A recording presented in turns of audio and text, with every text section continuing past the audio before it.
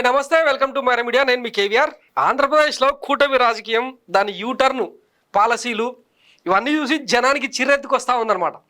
ఒకవైపు విజయవాడ వరదలతో అపార నష్టంతో ఇబ్బంది పడతా ఉంటే ఇప్పటికీ జనాలు తిండి తిప్పలేక అల్లాడుతూ ఉంటే, మరోవైపు ఇదే దొరికిందే సంద అన్నట్టు వినాయక నవరాత్రులను ఆసరాగా చేసుకొని మొన్న ఒక జీవో ఇష్యూ చేసింది. దాని మీద మనం స్టోరీ కూడా చేసినాం.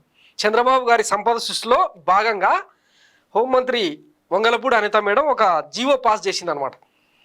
3 నుంచి 6 అడుగులు ఎత్తున్న విగ్రహానికి సంథింగ్ ఎంతనో రోజుకు 700-800 పెట్టాలి. తర్వాత మైకుకు 100 రూపీస్. ఇట్లా ఒక్కొక్క విగ్రహం అంటే వినాయక మండపానికి కనీసం ఒక 10-15 వేలు గవర్నమెంట్కు డబ్బులు వచ్చేలాగా ఆ జీవో సారాంశం అనమాట. ఆ ఫీజు స్ట్రక్చర్స్ రిలీజ్ చేసింది. దాని మీద పెద్ద ఎత్తున దుమారం రేగడంతో, కుండలిచ్చి బిందెలు మింగే రకం అన్న దుమారం రేగడంతో ఒకసారిగా యూటర్న్ తీసుకుందనమాట.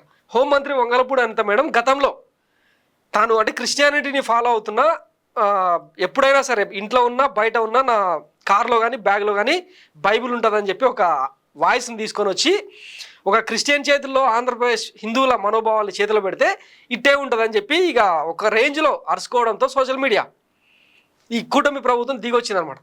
₹1 కూడా ఖర్చు పెట్టకుండా మీరు ఇంకా పండగ చేసుకోండి అని చెప్పి ఒక భరోసా ఇచ్చింది. కానీ అప్పటికే కట్టిన డబ్బుల సంగతి, ఆ రసీదుల సంగతి మాట్లాడతలేరు మళ్ళా. అయితే దీనికి కూడా జగన్మోహన్ రెడ్డి మీద బురద జల్లే కార్యక్రమానికి వీళ్ళు తెరదీసిండ్రు. ఆ జీవో మాది కాదు, మేము ఇచ్చింది కాదు, మేము తయారు చేసింది కాదు, గతంలో వైఎస్ జగన్మోహన్ రెడ్డి హయాంలో వచ్చిన దాన్ని నాకు అధికారులు రాంగ్ ఇంటెన్షన్తో ఇచ్చిరు, నేను దాన్ని చదివినా అని చెప్పి. ఇంత బాధ్యత గల మంత్రి పదవిలో ఉండి 1-2 సార్లు క్రాస్ చెక్ చేసుకోవద్దా మేడం? డిజాస్టర్ మేనేజ్మెంటు మీ చేతుల్లో ఉంది, హోమ్ మినిస్ట్రీ మీ చేతుల్లో ఉంది. మీ మాట మొత్తం 5.5 కోట్ల మంది ఆంధ్రులను ప్రభావితం చేస్తుంది. అట్లాంటప్పుడు ఇంత ఈజీగా ఎట్లా మాట్లాడతారు?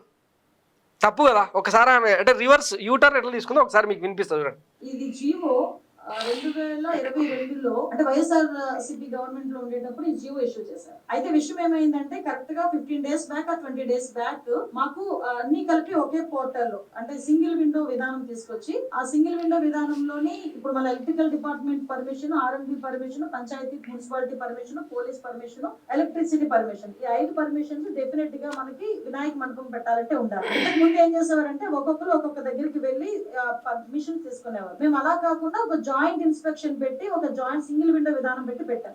అయితే ఆ రోజు ఏం చేశారంటే ఇదే జీవోని నాకు డిపార్ట్మెంట్ వాళ్ళు తీసుకొచ్చి ఇచ్చారు.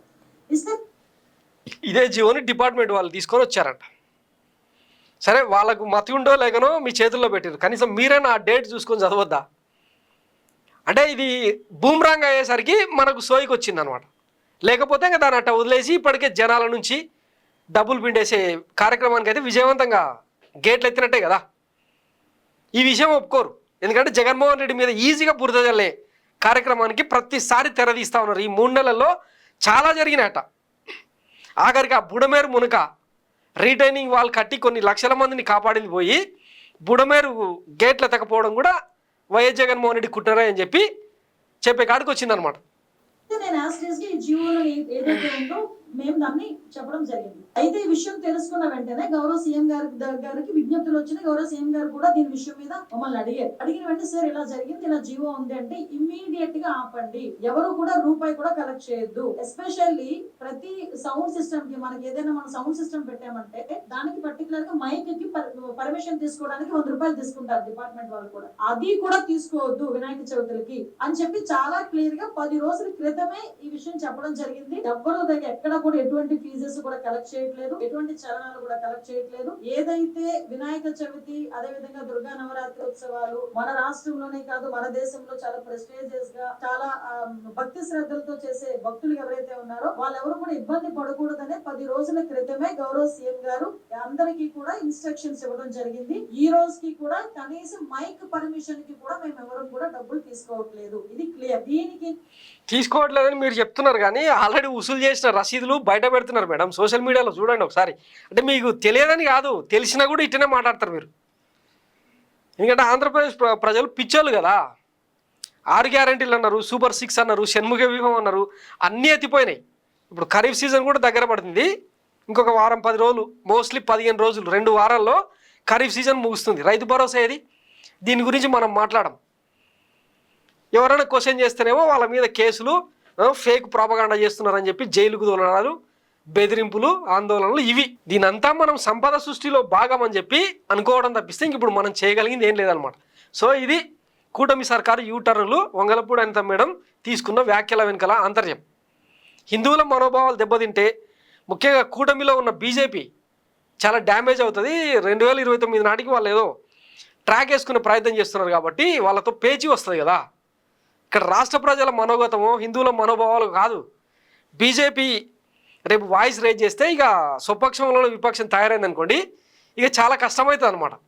కేంద్రం నుంచి రావాల్సిన ఇన్సెంటివ్స్ కానీ, అక్కడి నుంచి రావాల్సిన నిధులు కానీ ఇట్లాంటివి దూరం అయ్యే ప్రమాదం ఉంటుందని చెప్పి ఇది సెల్ఫ్ గోల్ ఒక రకంగా చెప్పాలంటే వీళ్ళు. సో ఇది ఆంధ్రప్రదేశ్లో జరుగుతున్న రాజకీయం, విగ్రహ రాజకీయం అన్నట్టు. Thanks for watching Mara media. నేను మీ కేవీఆర్. Thank you.